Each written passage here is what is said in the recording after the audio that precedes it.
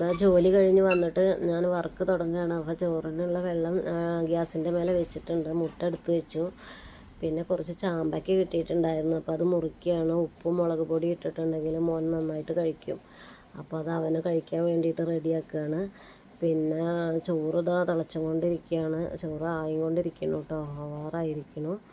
പിന്നെ കുറച്ച് പാത്രം കഴുകാനൊക്കെ ഉണ്ടായിരുന്നു. അപ്പോൾ അത് രാവിലത്തെ കുറച്ചുണ്ടായിരുന്നു. അപ്പോൾ അത് കഴുകി തുണി തിരുമ്പാൻ വേണ്ടിയിട്ട് മെഷീനിൽ ഇട്ടിട്ടുണ്ട്. പിന്നെ ഇനി രാത്രിക്ക് നമുക്ക് കുറച്ച് മുട്ട നമ്മൾ ഉപ്പേരി പോലെ ആക്കാമെന്ന് വിചാരിച്ചിട്ട് അതിനുള്ള പരിപാടിയിലാണ്.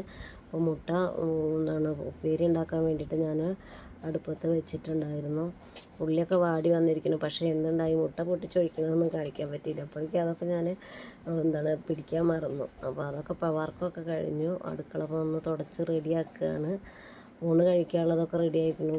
രാവിലെ തന്നെയാണ് കറി, രാവിലത്തെയാണ്. പിന്നെ മാങ്ങച്ചാറുണ്ടായിരുന്നു, മുട്ട ഉപ്പേരി, പപ്പടം, ചോറ് എല്ലാം അങ്ങനെ കുശാലായിട്ട് തന്നെ കേട്ടോ. മീനൊന്നും ഉണ്ടായിരുന്നില്ല, പക്ഷേ അതിന് വേണ്ടിയിട്ട് പകരം മുട്ട ഉണ്ടായിരുന്നു. അപ്പോൾ വർക്കൊക്കെ കഴിഞ്ഞപ്പോൾ ഞാൻ അടുക്കളയൊക്കെ ഒന്ന് തുടച്ച് വൃത്തിയാക്കുകയാണ്. പിന്നെ എന്താ പറയുക, നമ്മുടെ തുണി തിരുമ്പൽ കഴിഞ്ഞിരുന്നു. അപ്പോൾ അത് ഓഫാക്കിയിട്ട് ആ തുണിയൊക്കെ എടുത്തു.